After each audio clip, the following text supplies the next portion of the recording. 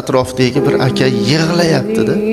Nima yig'layapsiz desam, Xudo menga oxirgisini qiz berdi dedi. 5-qizim ham qiz bo'ldi, farzandim. Menga qiz kerak emas deb ayolimni ko'ndirdim. Birovga bersak, ertaga nima bo'lmasin-u, o'zimizni tanishtirib, Astanovkaga olib chiqib, qonini to'yg'azib bering, ust-boshlarini bering, bilagiga ismini yozib bering, Astanovkaga qo'yib qo'yaman.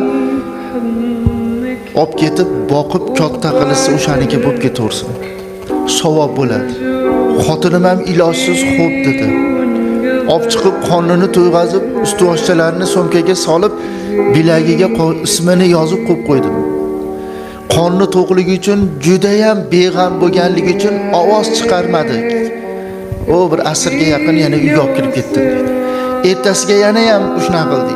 Hech kim olmadi, yana uyga olib kirib ketdi. Indinisiga ham 3-kun ham olib kirgan, olib chiqib, olib kirib, endi o'zimniki ekan. Hech kimga endi bermayman, boqamiz deb boqdi dedi. Xudo o'g'il berdi dedi.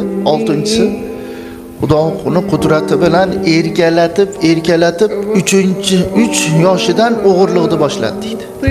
Biz uni endi yoshlik, sho'xlik deb biz dedi, hali erkalik deb biz qo'ni qo'shnikidan narsa ko'tarib chiqadigan bo'ldi.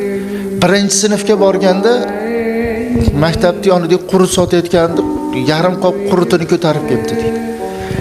Uyimizni dedi ruchka bosib ketadi dedi. Sinfdoshlarini ruchkasi bormi, qalami bormi, o'chirg'ichi bormi o'g'irlab keladi dedi. Shunaqa o'g'ri bola bo'ldi dedi. Qarang, shunaqa ham o'g'ri bola bo'ldi dedi. Oxiri maktabni bitirmas detkalonnaga ketdi dedi. Detkalonnaga ketdi. Biz katta opalarni chiqarishni boshladik. Ayolim o'lib qoldi. Detkalonnadan xabar keldiki, bitasini pichoqlab qo'yganligi uchun qamoqqa o'tib ketdi endi. 3 yil o'tgandan keyin oxirgi kichkina qizimdan oldingisini turmushga bergan paytimizda bir hafta o'tib xabar keldiki, o'g'lingiz qimorda uyingizni yutqizib qo'ydi. Qamoqxonada qimorda uyingizni yutqizib qo'ydi. Uyni bo'shatmasalaring hammalaringni o'ldiramiz. Qizim ikkovimiz qoldik dedi. Hali tashab ko'chaga olib chiqib tashab kelgan qizim bilan qoldik dedi. Qizim bilan qoldik dedi.